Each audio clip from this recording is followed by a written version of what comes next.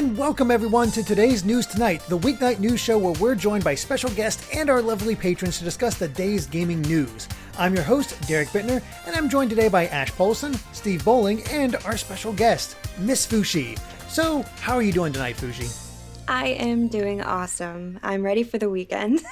Yeah. Yeah. As are we all. Halfway there, but technically we all have off tomorrow. I don't think any of us are doing anything, like, even if we don't have Thanksgiving plans, we probably like, nah, screw it, we're still not doing anything. Take the day off. Yeah. Well, some people have the whole 4-day weekend off, right? So that's always, that is true. It's something to look forward to. So Black Friday. I was going to Right. say, is any of us going to brave Black Friday? That's a big no from Fushi. No. I already did. I picked up my 4K TV last weekend. All I had to do was go to a Best Buy warehouse to pick it up. No crowds, no nothing. I'm done for Black Friday. Unless I happen to find a PS5, which I don't think is going to happen because I do not plan on going and waiting overnight anywhere. Oh. So, You know what, Ash? There are a few places that'll have PS5s on Friday. And you don't have to go in person. Friday. Most of them are Okay. online. So Ooh. I heard that Best Buy, Target, and Walmart will all have the PlayStation 5 in, of course, like probably super limited quantities on Sure, their of course. websites on Black on Friday. their Good luck. website. And being All the right. night owl that you are, you might have a fighting Yeah. chance at this. That's True. true. Well, then maybe I'll have to. Okay, I'll look into that. I'll go to Cheap Ass Gamer. They probably have all the information there. Right? My go-to for stuff like this is Wario 64. Oh, Like, Wario 64, of Yeah. course, because I have never notifications steered on me for him wrong. as well. So yeah, Yeah. He's turn on, great. Yeah. turn on his That- notifications and Yeah. just That- watch your phone explode. Maybe I'll get lucky. Yeah. That said, I have heard a few stories, including from Gerard, where the completionist, where apparently FedEx drivers are stealing PS5s. I've heard that as Yeah. well. They'll That's- see it and they'll just take it. It's like, Well, that's a really big thing over in the UK right now too. My former colleagues over at Nintendo Life were posting about how I think 2 of the 5 of them had their PS5 stolen. Like one of them Wow. received like Jeez. a children's toy, and I mean it was big enough that like the BBC checked in on it and did a story of their own on PS5s being stolen. So, damn. I know some people have if you been get an receiving order, cat you're food. halfway there. People are crazy. I think tomorrow, or some people have been getting cat food instead of their PS5s, which is just so random. Like, why cat food? Damn, Yeah. Guess the cats weight? changing orders. I get, yeah. so now right. I'm just imagining Indiana Jones with the bag of sand, like weighing it out, like taking out the cat food enough to make it I mean, match is a it- PS5. Yeah. How Is much it good Meow cat Mix is food, a or- PS5? That is, as a cat owner, is a good cat food. Is although it they good give them the cat cheap food? crap. Yeah. It's like Sackboy, but a sack of cat food, kind of the same thing. Fushi, do you have a PS5? Have you been able to score one? Aunt has a PS5, Aunt Dude. Okay. Nice. So I've gotten to play and see like Bug Snacks and Miles Morales and Sackboy, and that controller is so cool. It's really, I can't really cool. That's what I wait to hear. try the It's- DualSense. That's I'm so excited for that. Yeah, it's really hard to explain how it presses back is the best way to say it. It's really cool. I can't even imagine it. Like I hear that, and I was like, I just like, do I have to fight the controller while I'm playing, or what? It is such a cool feeling. But I Yeah. have to say, Sackboy is like the sleeper hit on the PS5. It is such a good game. Like It's so cute. I really went wanna into play just it. being like, oh, it's a really cute platformer. But I mean, it's loaded with like amazing music tracks, and I'm not a huge music guy, but like I just did a level that was like completely synchronized to Let's Dance by David Bowie, and I was just like, Ooh. come on, let's go. I gotta Like, check there this are out. so many Yes. incredible songs in this game. That just reminds me of Black Betty from Rayman Legends, which is freaking right. amazing. Yeah. Do you ever play that level? I have, and it is Okay. impressive. But this takes that to a whole other level. Like everything in the game because each like world has a stage that centers around a instantly recognizable, incredibly popular song, and it is just like it doesn't get old. No matter how many times you encounter one of these, you're like, oh, it's time for the music level. But then when you play it, you're like, this is just so good the way they did this. So Ash, I think you would lose your mind if you played it. And it's on PS4, Oh, I wanted. so- Yeah. I already wanted to play it, but I want to play it even more now. So I'll probably wait till I get a PS5, though. Again, I got that 4K TV. Might as well wait. I have plenty to play in the meantime. Yeah. I mean, I haven't even touched Age of Calamity. I'm still working on Kingdom Hearts Melody of Memory alongside finishing the Remind DLC, which I never played back when it came out. So I got plenty to do until I find a PS5. I'm in Have fun no with rush. those super bosses. Right. Yeah, well, we'll see. We'll see if I end up just YouTubing those just in the interest of time. But I'm gonna somehow try pulled them to off. play them myself. Yeah. Never been much of a super boss guy in Kingdom Hearts, but I pulled those Right. off.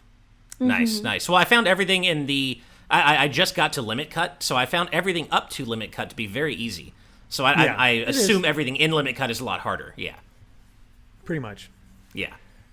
Oh, goodness. Well, I guess we should see what's on the docket tonight, and let's throw it over onto the screen. And first up is there's going to be Monster Hunter World Iceborne crossover content with Monster Hunter movie. Essentially, the character Artemis from the Monster Hunter movie is going to be available to play as in the game starting December 4th, which we were actually just talking yesterday about the Mortal Kombat DLC where you could have the skins like the characters. I don't know if this one's going to land as favorably as that. I liked all the YouTube comments that were like, "Oh, Monster Hunter collabing with Monster Hunter, sweet! It's great." Yeah. This is not quite the same thing or in the same realm of super freaking cool as the Mortal Kombat legacy movie costumes are. This kind of goes in the other direction, and I don't think anybody was really pining for Mia Jovovich to be in Iceborne, but, Yeah. okay, Yeah. sure. Yeah, Why not? I mean, the thing with the Mortal Kombat DLC was that it, people have had 20 years for that movie to bore a soft spot in their hearts. Like that is a movie that we all kind of like look back on fondly now because it's so far in the rear view. This is a movie nobody's really excited for, as I understand it. Like, so, I don't really understand the appeal here. I mean, cool, I guess. Like, if you're happy for it, I'm really happy for you. I think adding stuff to a game never, like, it's very rare that you add optional content that somehow takes away from the game that you add it to. So if this is your thing, I'm really, really happy for you. But I don't know anybody who is like asking for this. So Have Mila Jovovich star in your own personal Monster Hunter movie that you can do with Iceborne, I guess. That sounds creepy. The funny thing is, both of these skin packs are Paul W.S. Anderson movies because, he directed Mortal Kombat back in the 90s. That's true. Right. I didn't think of that. It's true. Yeah, I don't know what the audience is for this exactly. Like, I truly don't. I don't know if there are any Monster Hunter fans jumping up and down going, yes, this is the announcement I wanted. Mia Jovovich in Monster Hunter Iceborne. Like, I don't know who this is for. But if this is for you, as Steve said, we're really happy for you. Maybe they're hoping more that it'll draw people to see the movie rather than play the games. Probably. I'm sure that's like, what it is. Maybe. Oh, Yeah. this is cool in the game. Maybe the movie won't be that bad.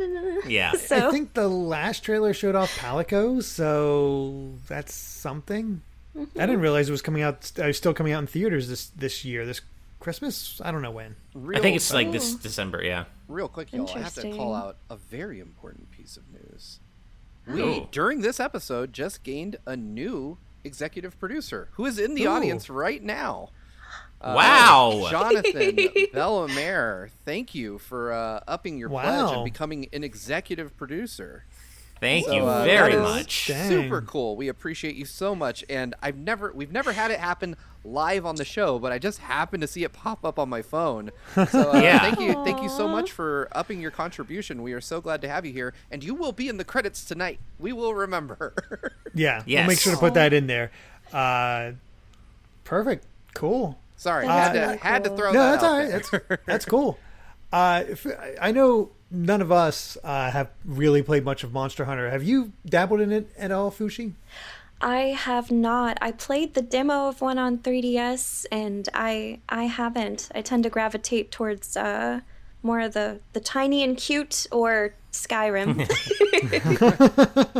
Nice. So Monster Hunter Stories, got it. Yeah.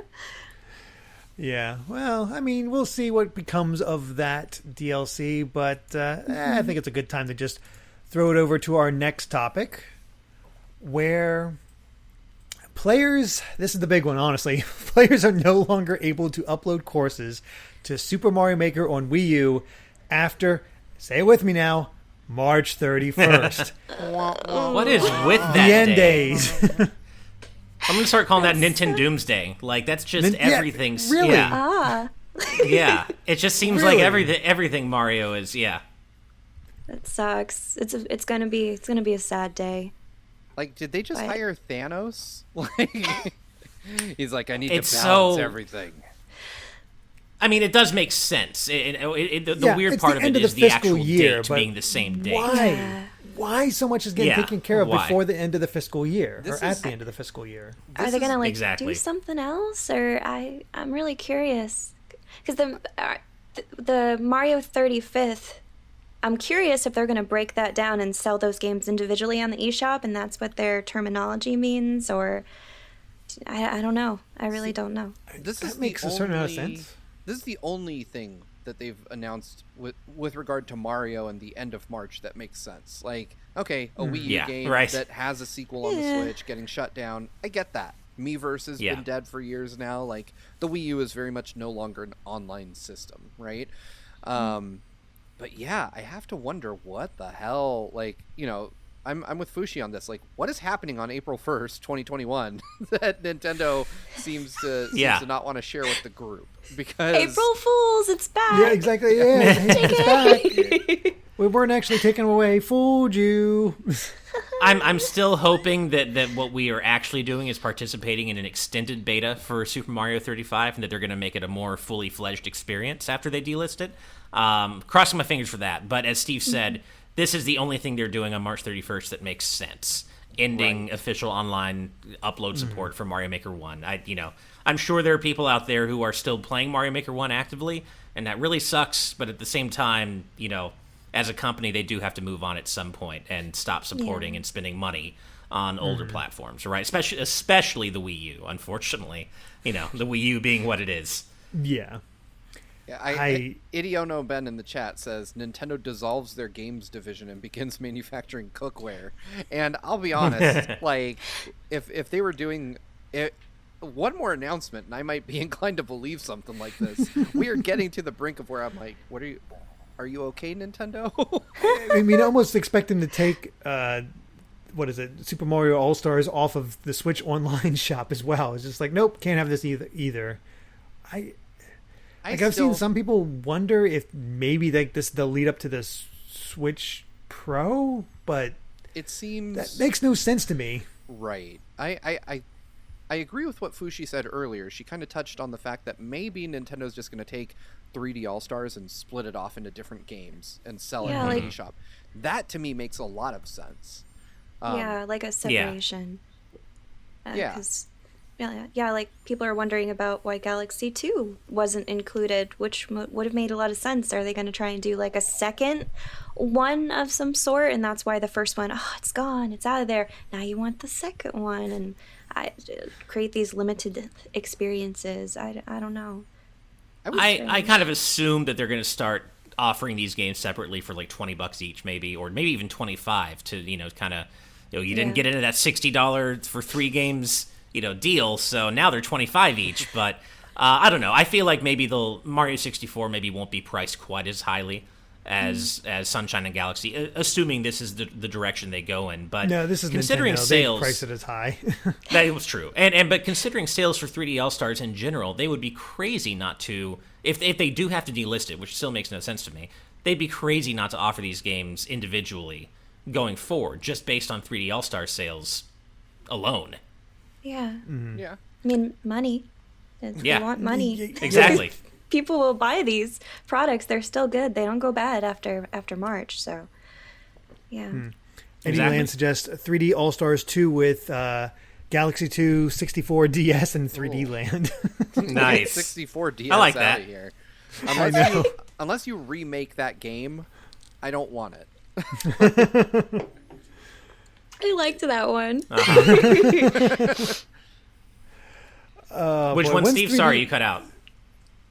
Oh, I was saying that I do not want 64 DS. Oh, 64 DS was not the best, no. No. But L was real in that game, and at least real to the point where he actually was in the game at launch. Yeah. When's 3D World on Switch coming out again? March? No. Is it March? I thought it was January. I guess early March. It might early? be January. I truly don't know. It's so honestly, as much as I love Mario, February, the chat is saying. Okay. February, okay. In the middle of our So, guesses, in the middle. Yeah, February 12th. Okay. Yeah. Yeah, There you go. I didn't really love 3D World. It didn't work quite as well for me as other games in the series. I don't know. It just I don't really love Cat Mario. I mean, it's a cute idea, but I think centering an entire game around it just kind of felt like a bit much. As soon as Amy saw the Cat Mario and Catch Peach amiibo, she's like, I need those. Yeah. It's so funny. Basola is the opposite. She's like, Cat Mario creeps me out. It's like, why is he meow? Like, what is he doing? This whole thing doesn't make any sense. I don't like it. She's not a fan of Cat Mario. There is or Meowser for that point. Yeah, there's something weird about that for me, because like he doesn't croak when he's in the frog suit, like, but when he's in a cat suit, he just decides to like go full cat. Yeah. Anyway, I'm sorry, Fushi. He was a big fan of cats. No, I was just gonna say it. I like it, but I also like cute things. It's very Japanese and like kawaii culture kind of thing. They all look like they're wearing like kigu pajamas, and the name Meowser is so good. So good. I love it. It is really good. Yeah. I mean, and you're onto something there, because they still have the Neko Mario show in Japan, which started as a promotional thing for 3D World. It is still going in 2020. Oh my goodness. So yeah, They are it's cute definitely puppets. like a very popular thing in Japan. I don't know. For me, the gameplay just didn't hold my interest. But as one of our patrons mentioned in the chat, it is like sped up. It moves a lot faster. I know John noticed that like right off when he saw the trailer. Right. So that's maybe, the part that makes maybe me that excited. will pull me in. Yeah. If they can nail the online, I think this really has a good chance, especially among YouTubers and especially with the pandemic going on, because multiplayer in that game is chaos incarnate, and being able to show that off with friends online, that'll do super well. Like, I mean, you troll each other so hard in that game. You really do. Given this is Nintendo, I'm going to assume that they're not going to get that part of the game right, and that everything else is going to be great. But I'm going to assume that the online component is probably going to be the worst part of it. I hope not. I hope I'm wrong. Fingers crossed that we can actually get something decent. But yeah, but I'm just thinking of Mario enough. Maker 2's multiplayer here. It's like I want to believe. I do, but I don't necessarily believe. But we'll see. That is completely Either way, I'm quite excited for it just because of the sped up gameplay. I think for 3D World, you have to go into it being in the mood for essentially what is a 3D version of Mario 3. It's kind of that very linear, go for the goalpost type of Mario game, but in 3D. So I think if you go into it with that mindset, you might have a better time, Steve, possibly. But either way, I do think the increased speed will make it a lot more palatable to a wider audience. Oh, I agree. Yeah. Yeah. Yeah, should run a little better too, because I think in those wide open stages that kind of slowed down a bit.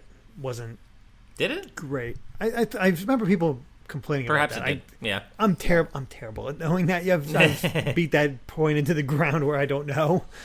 But yeah, Right. I will say I'm curious about March 31st, because as Evernight Studio mentioned a little bit ago, ending on March 31st is 3D All Stars, Mario 35, Mario Maker, and Fire Emblem Shadow Dragon. So okay, sure. Okay. Get that one. Yeah. That one confuses me. I Why? know. You Why? put all this effort into translating it, and you're like, nope, Right. you can only have it for 3.5 months. What if you're like a kid and you get a Switch for your birthday, but it's in April, and you're like, I really want to play this one specific Fire Emblem game. I know. Sorry, I know. Timmy. It's where Marth originated. Mom, can I get the Switch earlier? No. But I won't have it anymore. No. Mom. I just keep thinking about, like, I mean, I can't think of a reason that so many different things are disappearing on that exact date. Like, it's really weird. Like, it'd be one thing if you could say, like, oh, they're doing some kind of eShop upgrade, but it's only a couple different digital games, like, it's... Yeah. And it might explain the Nintendo Wii U stuff, but it's only one Wii U game too. Like, it's not every Nintendo Wii U game doesn't work online after March 31st. I have no clue what the thinking is here, other than maybe Nintendo is like a famously risk-averse company when it comes to their financial situation, and maybe they're like, oh, well, we will force people into buying this in the time frame we want to sell it. And I hope this isn't indicative of like Nintendo's new favorite strategy. Like, I really same. Yeah. Nintendo really hasn't been making themselves any fans, because they have this whole lawsuit going on. I think they just announced, where going after piracy, they say it's a bigger problem than ever, and people are laying into them. It's like, if you released your games, we wouldn't pirate them.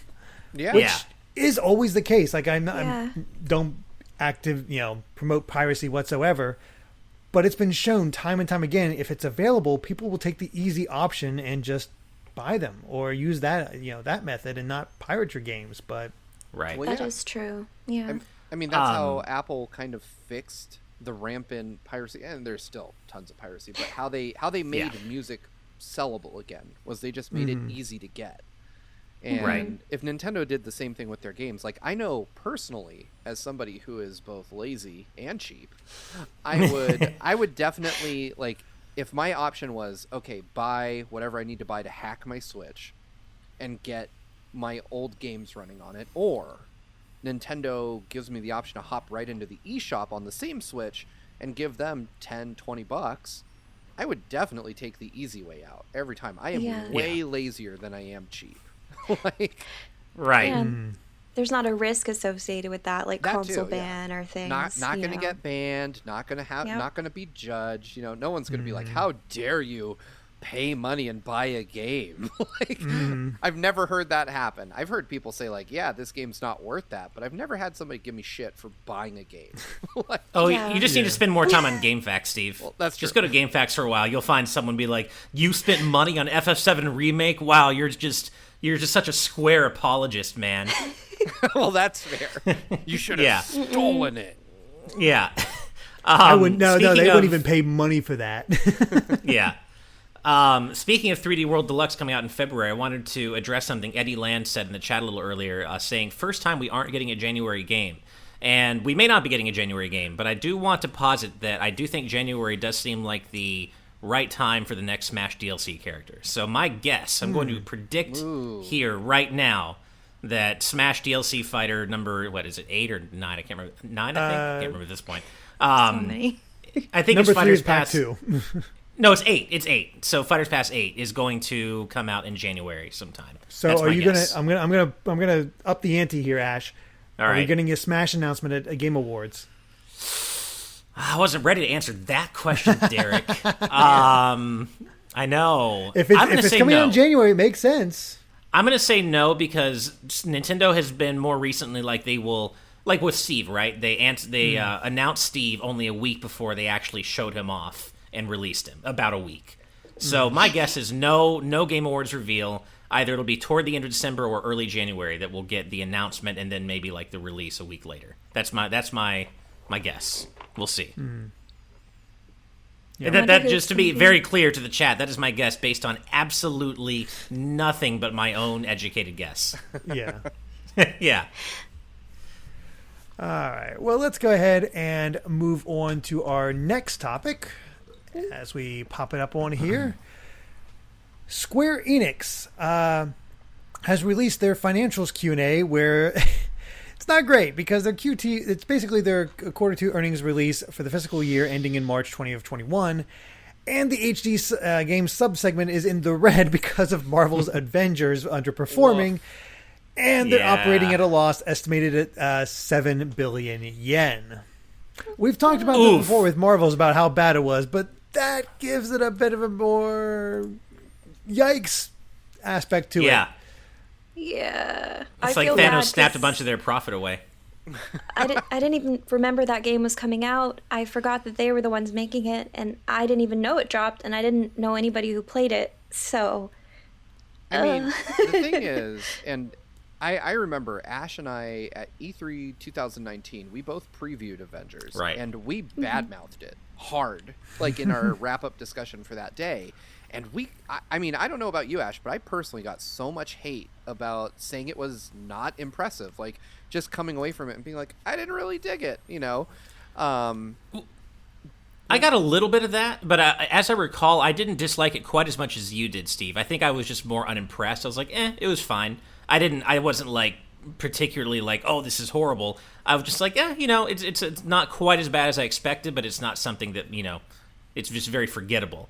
And then the game came out, and I kind of felt the same way. Like, I thought it was fine, at least the story segments, but everything else was just incredibly forgettable. But I don't think I got quite as much hate as you did. I got a little bit of it. Avengers is the definition of like an unremarkable game. Like, it doesn't go out of its way to be actively bad, but it is just so like it's so boring. It's like, I hate to say it that way. It's not like I don't play it and go, wow, what a mess, you know, other than things we've talked about on this show before, like Hulk shouldn't be able to equip a friggin' ribcage, people. Like, I mean, who decided that? But beyond that, real quick, just to Belle Aim, a familiar name in the chat, asks if that's the multiplayer game we played, because she and I played a Marvel game at that same E3. But no, that was Marvel Ultimate Alliance 3 on the Switch. Another kind of sort of unremarkable game. Disney seems to be maybe handicapping a lot of the Marvel games lately. They did it with Infinite. They did it with Ultimate Avengers 3, although I think that was fine. It just, gameplay was meh. And then now with Avengers, which I don't know. I don't know. Well, I can't blame it on that. What's weird is I like Crystal Dynamics. There's very few games they put out I've not been at least found enjoyable, but I had no interest in this. There's just nothing about it that clicked with me, and apparently that was the case for a lot of people. It just was like, it looks fine. It is a superhero game that fails spectacularly at making you feel like a superhero. Like, at being super. Yeah, Iron Man is clunky and slow. He doesn't fly very fast. He is. You know, the dialogue is just poor. And the biggest thing for me, though, if I had to point one issue that kind of made me check out the game, it's that hits don't really feel impactful. Like, when you hit someone as any hero, it just doesn't feel like you smacked the hell out of someone. Like, it feels like you're just kind of pushing through enemies to get to the next enemy, and there's no real I see what you mean. Yeah. weight to the combat at all. And that to me is that, plus the Destiny style loot system, just, it doesn't feel like, it feels like somebody was like, okay, I want to make Destiny because people like that.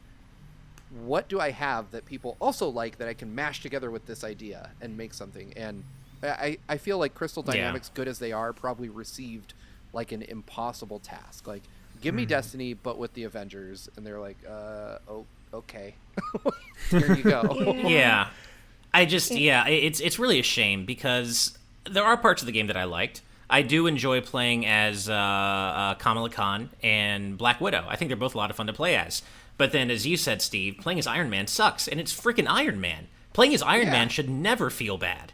Same with Hulk. I didn't like playing as Hulk either. And then you just have the Destiny, esque stuff on top of it, and it's just, it felt like trying to fit a square piece into a round hole. I don't think those two things should have been mashed together. There is a place for the Destiny model of gameplay, but I just don't think it was in Avengers personally. Yeah. I think in a world where Insomniac Spider-Man exists, like, how do you make this? Yeah, that sucks, because it feels like cheating to almost compare it to that, but like seeing Miles Morales and how amazing that game feels, and how you feel like a superhero and your hits are sick and you've got all these cool combos, and then comparing it to something else, and you're supposed to feel powerful. That's why people like superhero games, because it's like risky and so if it's meh, it's not a superhero game. It's meh. Yeah.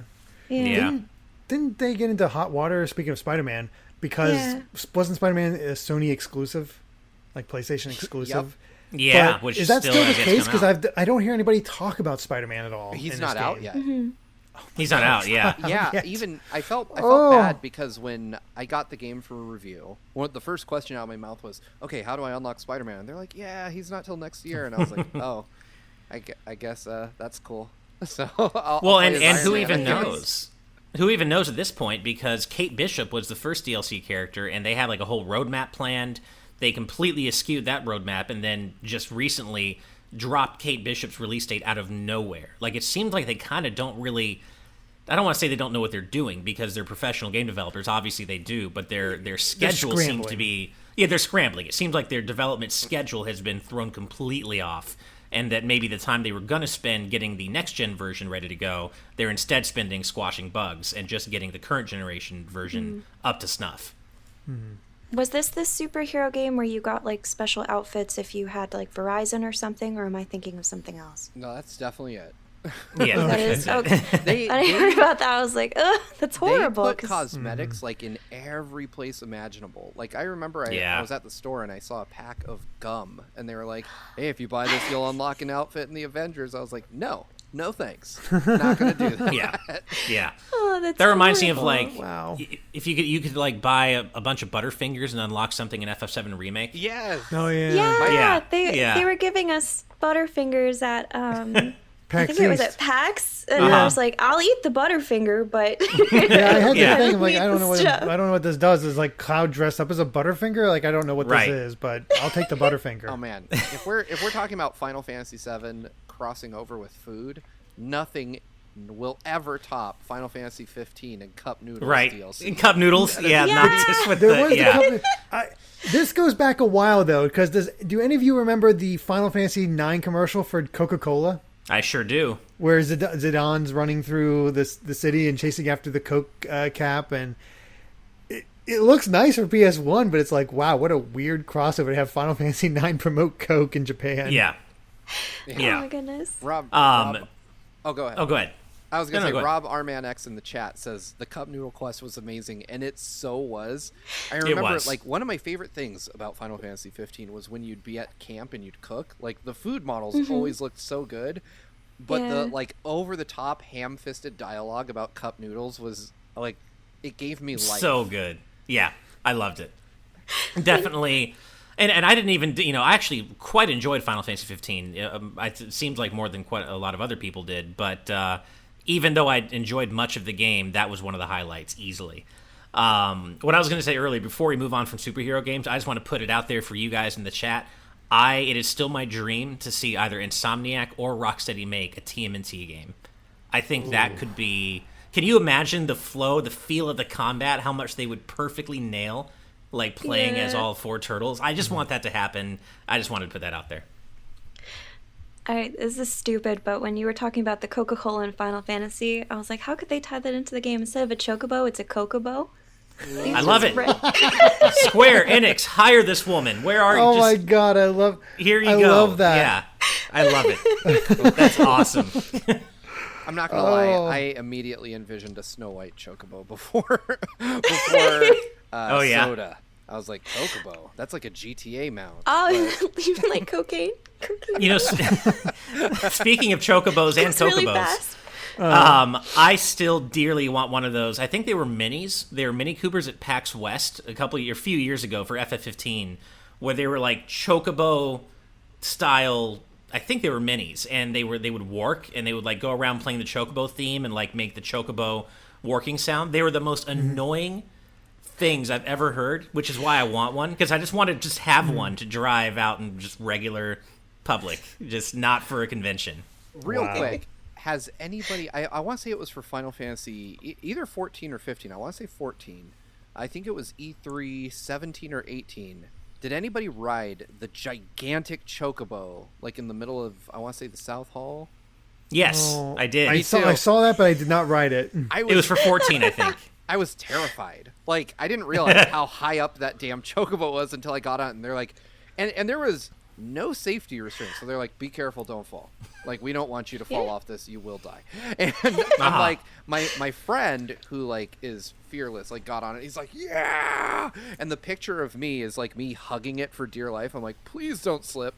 Like, you're probably made out of fiberglass. That'd be you if you actually were on a real chocobo. Oh, yeah. If I was on a goodness. real life 25-foot tall chocobo, I'd be like, yeah, I'm not even going to try to get on this. I mean, Yeah. but Yeah. yeah, it was really cool. Like, those are the dumb thing. Like, Square always has a really cool dumb thing you can hop on and take a picture with at E3. Like, For Final Fantasy VII Remake, they had the Hardy Daytona out there too. Yeah, and that was super cool. But yeah, the Chocobo is terrifying. I'll see if I can dig up a picture somewhere. But I definitely, you can see the terror in my eyes. Yeah. I'm really looking forward to next year for Chrono Trigger Remake, where they're going to have the Epoch, just so you can, a life-size Epoch that you can just sit in and take a picture with. I'm really excited for that. Different giving me hope. Oh man, that is, you could also just steal it. Yeah. I mean, look, I like a Chocobo, but I'm not gonna not try to steal a Chrono Trigger, a life-size Chrono Trigger vehicle. Right. I'm like, does this move on its own, or do I need to carry it out? I wanted those. Remember E3 when they were promoting Smash Ultimate before it was the E3 before Smash Ultimate came out, and they had the props from various characters. Oh yeah, the giant Captain Falcon's helmet and the Master Sword, and oh my God, they had those DDD's were so hammer. cool. I wanted those so much. I wanted all of them. Yeah, Samus's arm cannon. Yeah, I'm pretty sure Fushi's felt the same way at PAX East when she saw the Animal Crossing display. it was so cool. I was freaking out. Right. Got to hold like a little fishing rod and feel like I'm catching tuna. I was incredibly jealous of everybody that got to go see that because they didn't It have was so the same thing cool. at PAX West. And yeah. And Animal Crossing is my jam.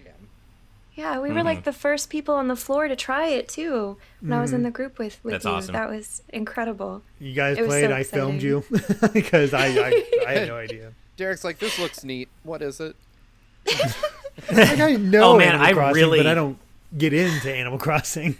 And here's your mega mention of the day, chat. I really wanted the Mega Man 11 life-size Rush Jet thing where you could take they had this Rush Jet like statue that you could get on and take I a remember picture you taking with. that picture. Yeah, and it's still one of my favorite pictures I've ever taken because my wife's in it too. But there was like a Mega Man statue, Mega Man 11 style, and then a Rush Jet that you can take a picture on. I wanted that Rush Jet. I still want it man. so much. Yeah. The worst part is, that's like just in a warehouse somewhere now. Like, Oh, yeah, it's just Oh, I know. rotting They're not away. even using it. collecting dust. It's so sad. Yeah. Yeah. Oh my goodness. You could totally take the Animal Crossing setup and just make that your room.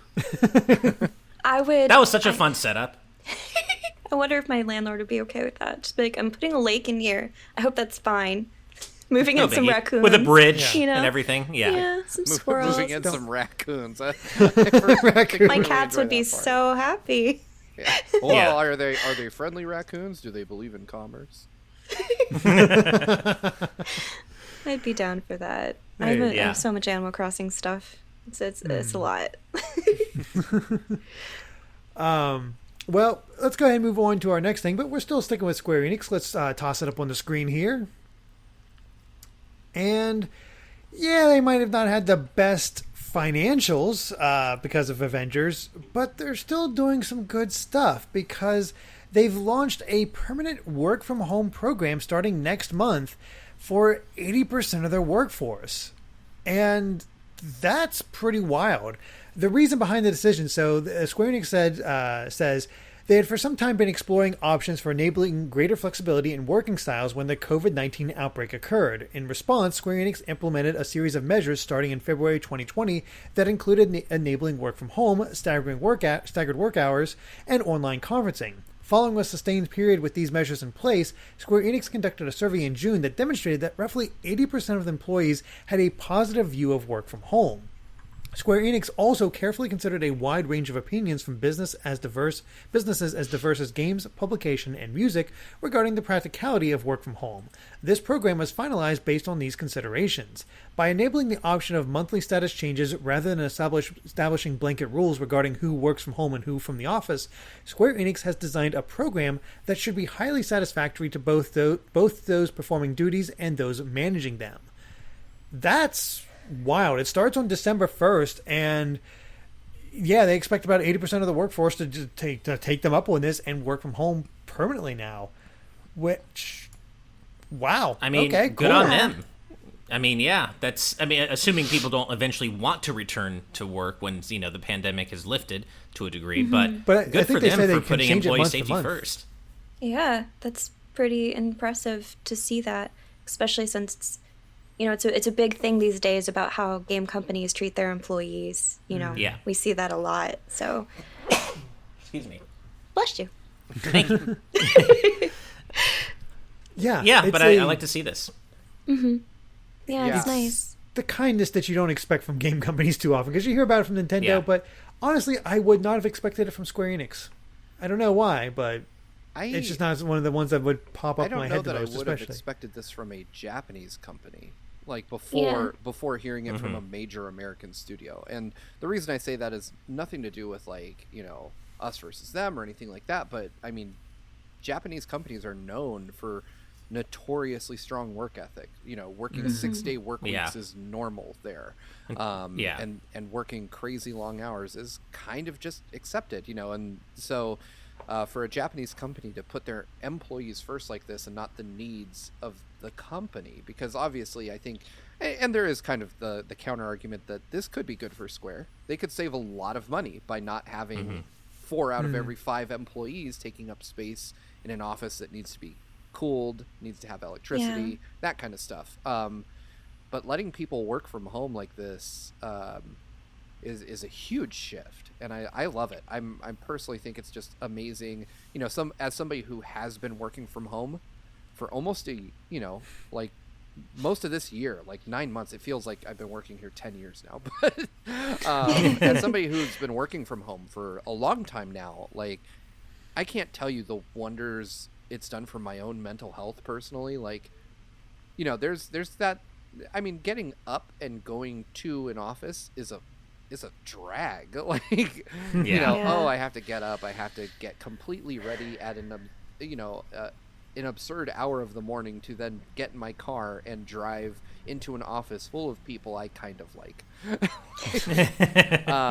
Versus being able to be like, you know what, I'm going to roll out of bed an hour before my workday starts, actually enjoy breakfast in my home, maybe, relax a little bit before I start working. It makes a huge difference. So good on Square. This is like, I can't think of a bad angle for this. This is great. I mean, I remember all those old stories about how during crunch employees would just sleep in their office, and who says their hours still aren't insane, but at least they can sleep in their own beds.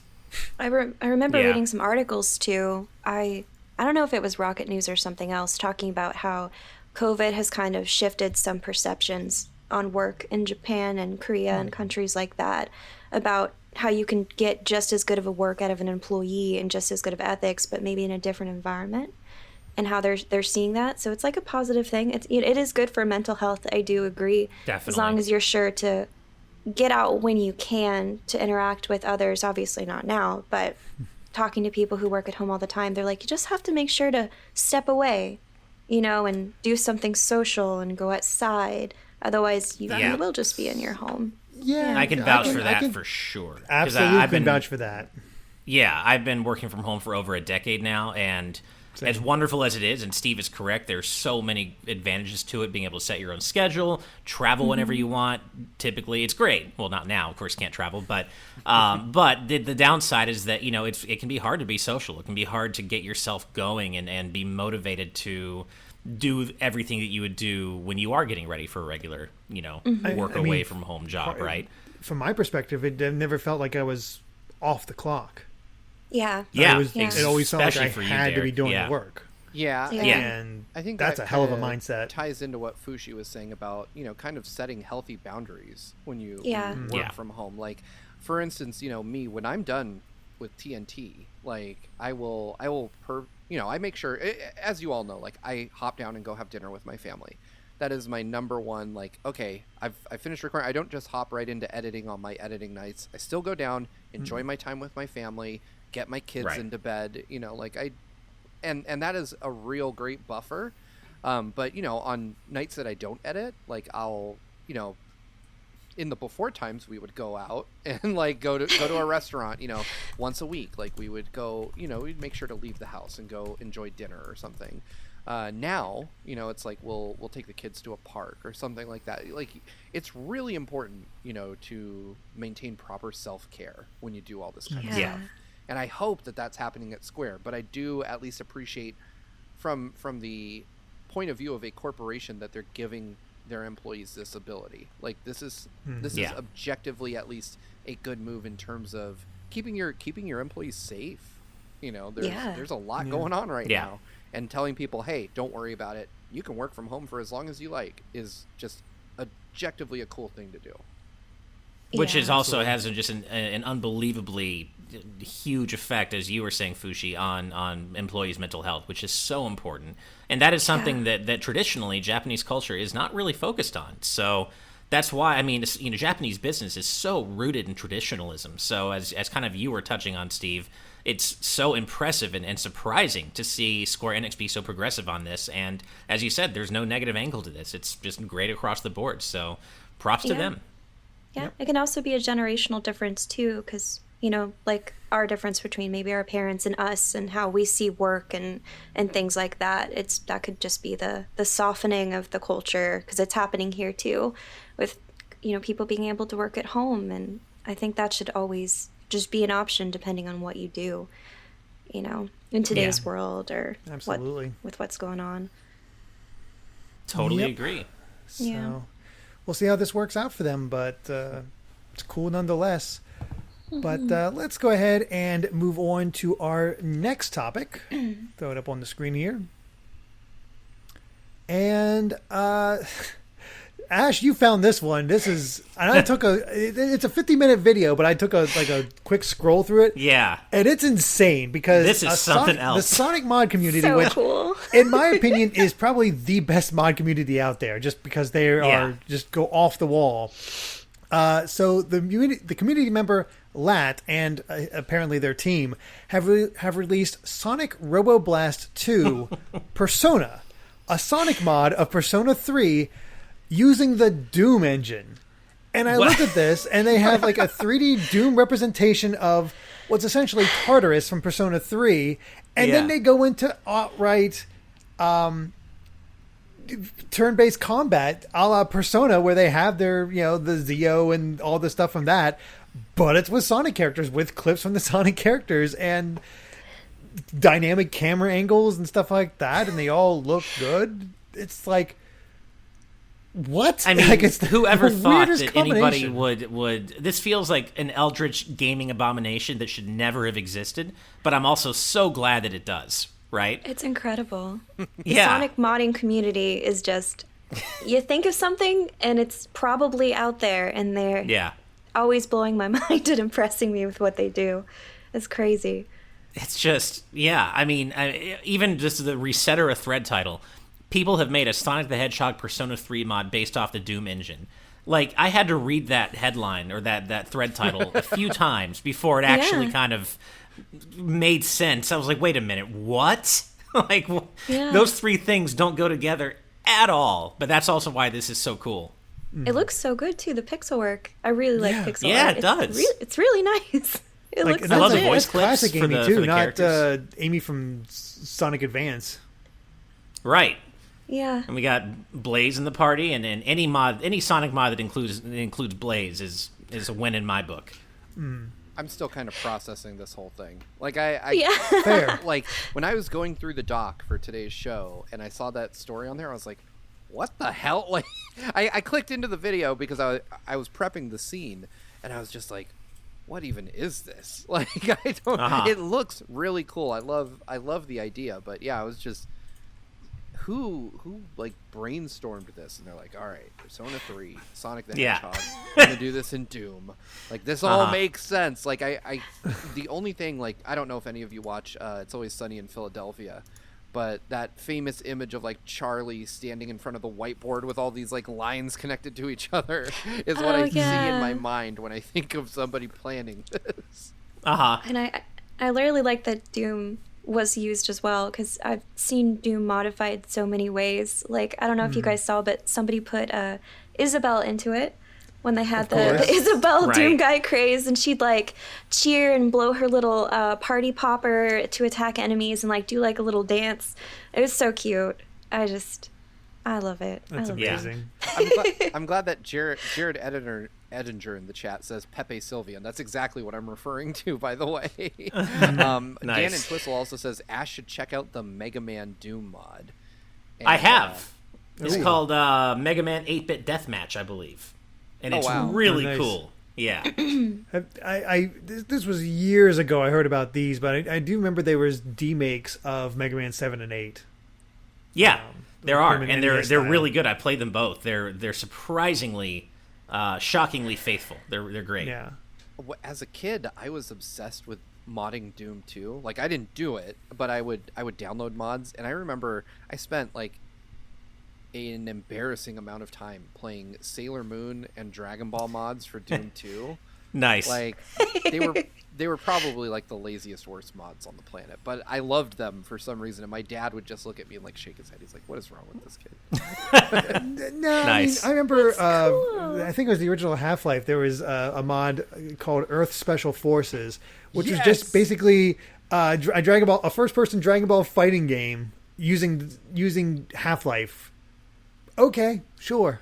There was, oh man, what was the Quake one? Battle for Power, I want to say. Like, I don't know about that it was one. a third-person, like Dragon Ball Z, Quake-based fighting game that got shut down by Funimation or something.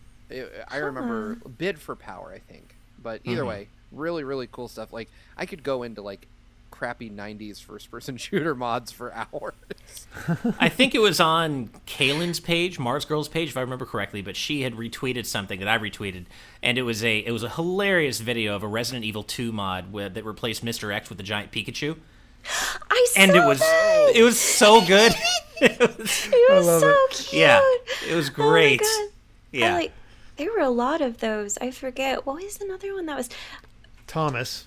Yeah, Thomas the I was Tank about Engine to was say, because you could also do that with the dragons in Skyrim. You could make them Thomas the Tank Engine. That's right. Oh man, I remember that. Yeah. I had a mod for the dragons in Skyrim that made a Macho Man Randy Savage. I remember that one. That was a very popular one. Nice. Yeah, that one was my favorite. You could even get that one working, I want to say, on Xbox. Like, you were able to install that mod too, and it was ridiculous. I need to get into Skyrim just for the mods. The mods are so good. I don't remember what the original game looks like anymore. Fair. There was a really cool mod from the Newgrounds days. Well, I say Newgrounds days. Newgrounds is still around, but back when Newgrounds was huge. That I think it was called Super Mario Brothers Crossover, and it was really well made. Oh yeah, I remember that. Yeah, and you can play as like it's Mario 1, but you can play as like Simon Belmont and Mega Man, and I think maybe even Scrooge McDuck and all these. Ryu Hayabusa, name an 8-bit Yeah, protagonist, and you could play as them. I remember it was one of the earliest Game Explain articles. Andre actually found the modder and did an interview with him, and it was wild. It was definitely like, impressive for the time. And every character had their own mechanics, like played as they would in their own games. It was really cool. Yep. Super Mario Crossover is basically the blueprint for what I wanted when Amiibo got announced. Oh, I was like, let me put other characters into other games using these $13 toys, and Nintendo will have all my money forever. And I am still to this day shocked that. Exactly. Oh, there we go. Oh, who is that? I should know the name. It's a custom Marshall. I can't. My webcam's right. It's a custom Marshall. Okay. Custom, nice. I really want a Raymond amiibo. Like, more than anything, I want Raymond. I don't have a ton of Animal Crossing amiibo, but I have Rover and like Villager, and that's about all I need. But I have to get a Raymond. Like, I've become obsessed with him. But I would definitely take Marshall too. He's awesome. Do you He's mind fantastic. Who created that? Yeah, CDIY. They have an Instagram page. That's so cool. And they're legit really, really good. And if you scan this, it does scan as Marshall in the game. Wow. How does that even awesome. work? Probably from the cards. Yeah. Oh, yeah. Marshall has a card. I forgot. But it looks pretty comparable to, like, I got an Isabel right here. Like, Nice. It's really high quality. That looks really official. good. Like, I thought that was official. Like, I Yeah. don't remember Marshall getting or I don't know his name, but I don't remember him getting a. There's an official Reese amiibo, right?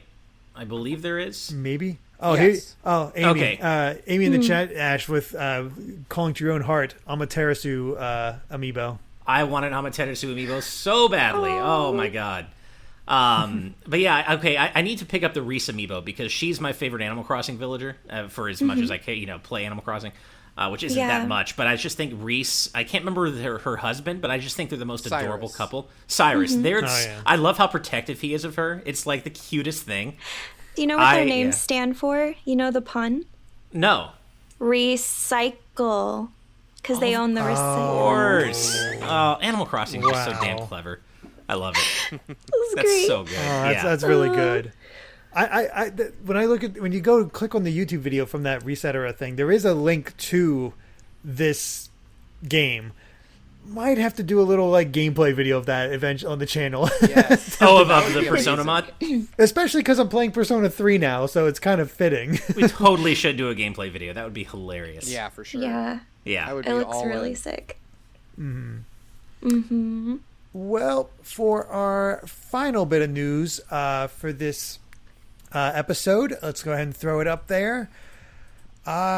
Not the best of news to end on, but to be fair, I didn't know when it was coming out. The Cuphead DLC has been delayed till 2021, the delicious last course.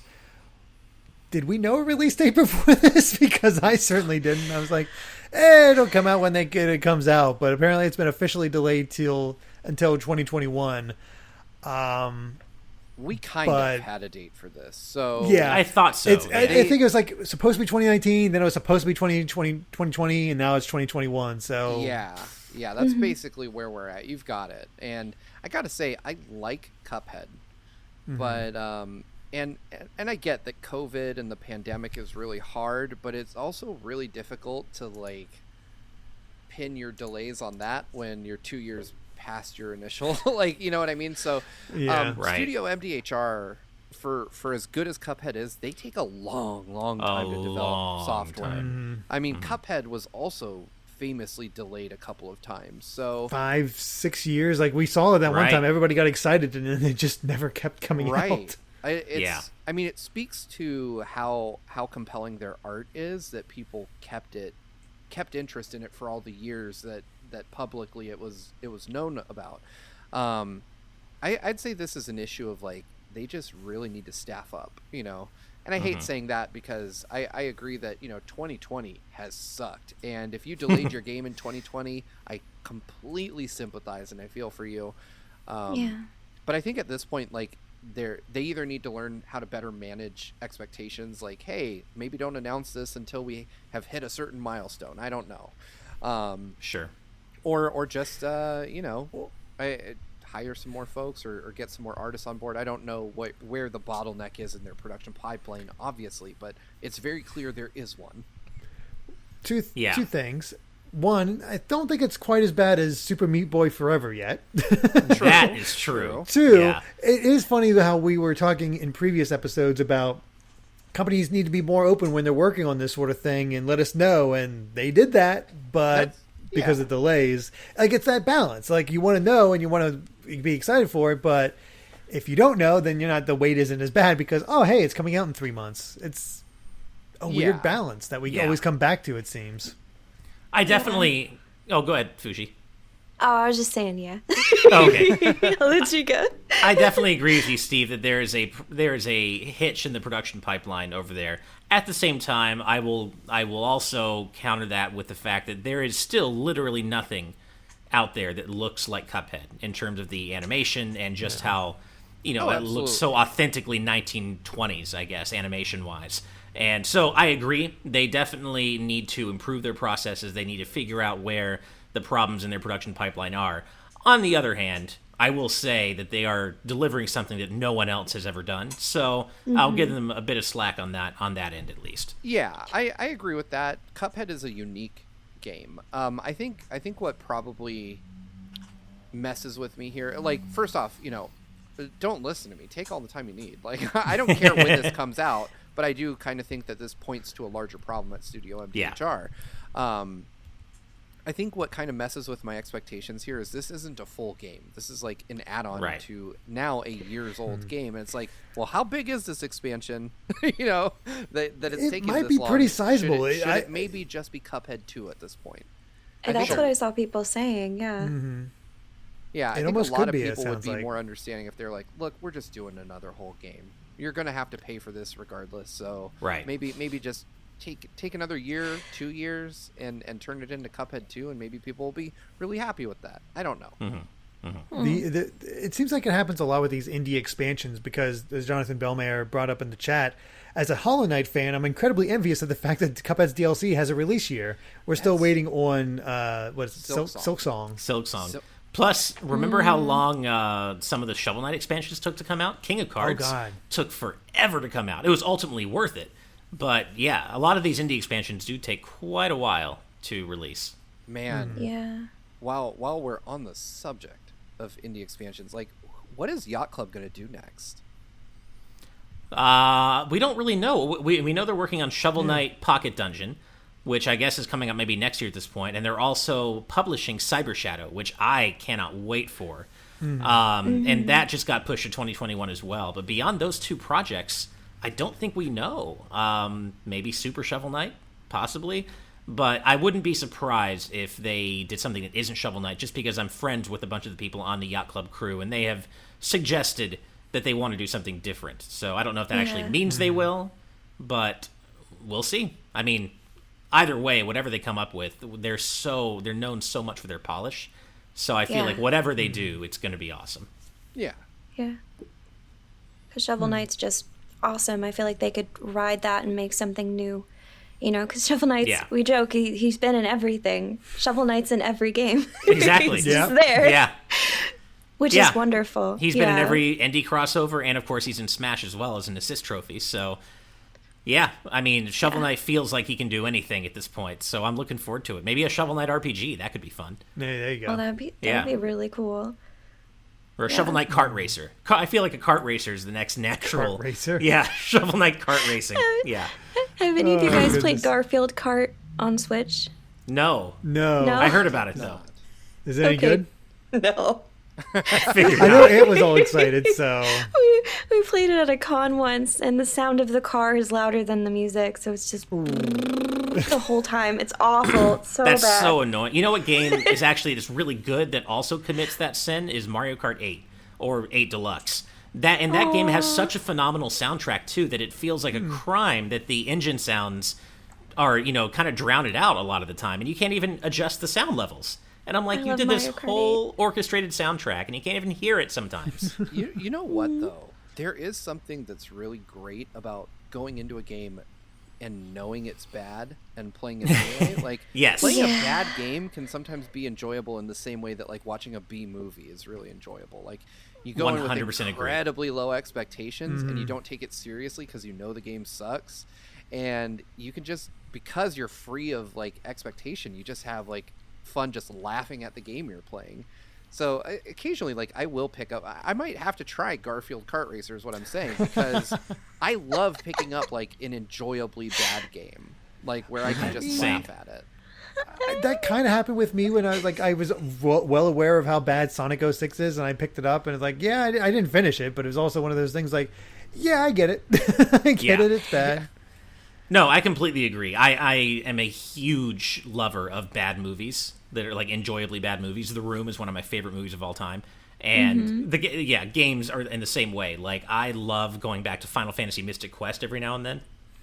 Not a good game at all, but there's something, I don't know, there's something charming about it. Plus the soundtrack is absolutely banging. But yeah, like, my best friend at the time and I played through Sonic 2006 together. And, as Sonic fans both, we just had a blast, just laughing at how horrifically bad it was at the time. Still. Oh, Jared Edinger, you guys need to play Devil's Third if you haven't. A masterpiece. Oh, I've heard. I haven't played it, but I've heard, yeah. Mm-hmm. Yeah. Oh, Deadly Premonition. I was watching a friend play through that. Oh, yeah. And Deadly Premonition's great. There's a saxophone or this trumpet that happens every once in a while that just sounds like an elephant, like, farting in the distance, and it's so funny. Just... That's impressive. That's just what it sounds. Deadly Premonition's a treasure, for sure. Yeah, it is. It is. It's really fun to watch. Yeah. Mm-hmm. Oh, God. Z Patty with Drunk GVG Let's Play of Ride to Hell Retribution stream. Yeah. With the worst sex scenes ever. They're so awkward. They're so awkward. They're fully clothed, and it's just like... It's a Barbie doll is getting pushed together, I swear. Oh, God. Wow. Rob Arman X. The episode. Rob Arman X says, I'd pay top dollar for drunk bad game Let's Plays. I feel like a surprisingly large swath of our audience really wants to see us drink and do things on stream. That's been a recurring theme in all of our... It has been, but don't we get in trouble if we drink in stream? I think probably. I'm sure I we don't do. know. I mean... You can do it. Yeah, I think... Can you? Oh, you can? You can do it, but you can't have people pay for you to take shots. Like, it won't be like Okay. someone donates. well, okay. That makes sense. Yeah. It's not okay. What about if like I die and take a shot type thing, like with? I thought you meant in real life, like if you die. No, like Like, I saw for a shot. while some people like played like Dark Souls or Bloodborne. Every time they died, they take a shot and that sort of You thing. might need to look at the terms of service and all that, but I know on Twitch, I know people drink and stream, so you just got to be careful what your terms are, you know. I will look. Okay, well, that's that. good to know. Yeah. Yeah. I guess the only tricky part is you can't necessarily stop people from making a donation and saying that it was because you took a shot, right? I guess that's the tricky part. Right. Yeah, But, I've had gin and tonics on stream before, so. that should Yeah. be fine then. I mean, when I did Kind of Funny, I was drinking like the whole episode. So Well, Well, there you go. it sounds like my idea of taking a drink every time they say world premiere in the Game Awards might actually be a good one. Although we might be all dead at the end Yeah, of the... you'd be dead. Yeah. Oh my Not a god, good. Kairudo, so good gross. vodka gaming. Yeah. Oh my goodness. I think love that I would probably I have to look into it because I'm with you, Derek. Like, I'm obviously nervous about drinking on stream, like on YouTube, Yeah. I should say. Yeah. I think Twitch is definitely a little more. Twitch cracks down a bit too. I Do they? think. I don't know. I think. I trust Fushi though. If she says it's Yeah. kosher, I believe her because Yeah. she definitely streams more than I do. I haven't had any problems, but I have heard people had problems when people would donate for specifically see taking that. shots Yeah. or like, Yeah. yeah. So you can't Which buy us that's a a drink on bad stream, idea in the but- first place. Although, also our community was really cool and obviously understanding and don't want to see anything bad happen to us. So I'm sure that if we said, especially if it's patrons only, like, hey guys, please don't do this. I have faith in our community that they would not Yeah. donate Yeah. for shots. Yeah. When you say don't do something, the internet does definitely not do the opposite of that. That's true. That's why I think it should be patron only. I think if it was public, we would be in trouble. Yeah. Oh, Jerry Bear, no, you guys could just I think you be have drinking, to share yeah. something like that with the public. You think so? No. Absolutely. It could draw more people in, you know, and Yeah. get the message yeah. out there.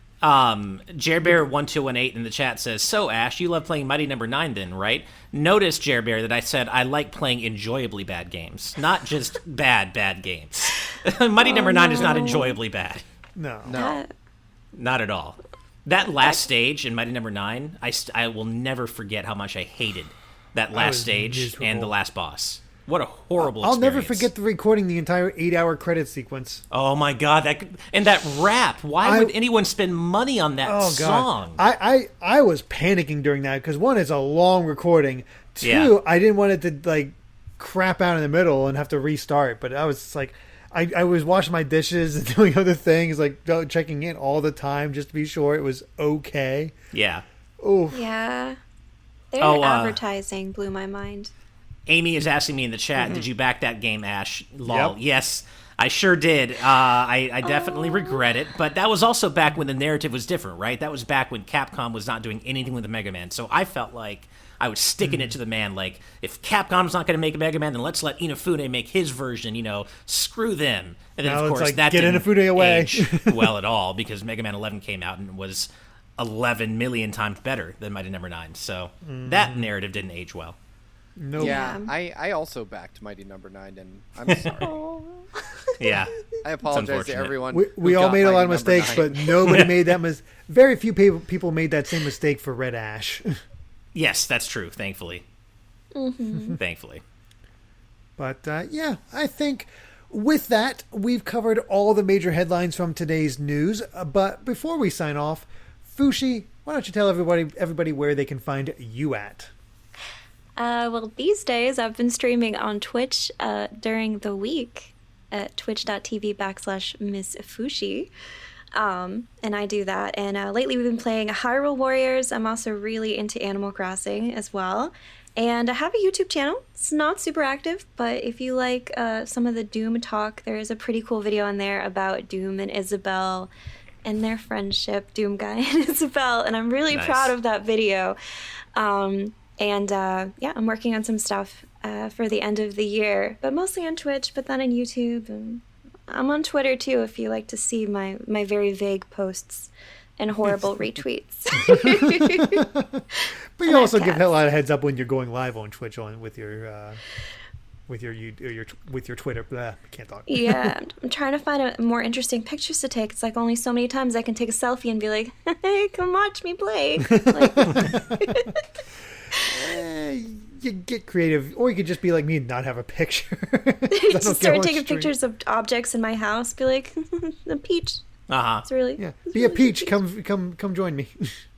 Yeah. I do have to say, like, looking at Fushi's Twitch page, I love the fact that your like pre-stream like splash screen is inhabited by like little Pikmin, and you have like little Polly Kirby and 2D Pikachu. Like that is it's super cute. So if you're here for the good vibes, I have a feeling you'll get the same over on Fushi's Twitch. Aw, thank you. I just played Pikmin for the first time recently. It was so good. The one on Switch. Correct me if I'm wrong. You made partner recently too, right? Yeah, I did. It was very, very exciting. I was like, oh, okay, guys. I'm really I like Twitch. I know it's not perfect, just like YouTube's not perfect, but I really like my community. They're all like very good feels, very warm. So come by and say hi if you just want to chill and talk to somebody. Well, that's what we're all about here at Good Vibes Gaming. So I guarantee that our audience would fit in perfectly with yours. Awesome. I'd love that. Perfect. But with that, we also have to give a special thanks to all of our patrons at the producer tier for helping to make this show happen. Thank you all so much. Love each and every one of you.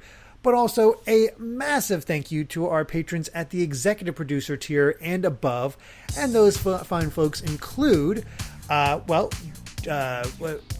his name here. Oh, I put it at the bottom, Derek. Oh, you did put it at the bottom? Okay. Yeah, I did. Thank you for that. I was gonna put him in the top because it's like, there we go. Oh, sorry. Okay. Anyway, now with that little flub out of the way, Rob Arman X, Dan Intwistle, Z Patty, Adam O'Sullivan, Floating Mew, Christopher, The D-Pad, Vesmio, OnStar, Dukamon, Diogo, Kieran Phillips, Benny Yao, Mama Bowling, Geller, Shiny Turkey, Titus Malvolio, Jake Pelka, Michael Phone, Mitchell Herring, Top Dog 23100, Jay Acosta, Game Explain, Charles Zaz, Andrew Medeiros, and of course, Jonathan Belmare. So remember that you too can become a patron over at patreon.com/gvgaming, where you can watch today's news tonight live for as little as $5 a month. So thank you all so much for watching, and if you like this video, be sure to subscribe to Good Vibes Gaming for more good times like these. And until next time, good night, good vibes. Bye, everybody. Bye, Mom. Bye, everybody. I almost missed it. Bye. Oh my goodness.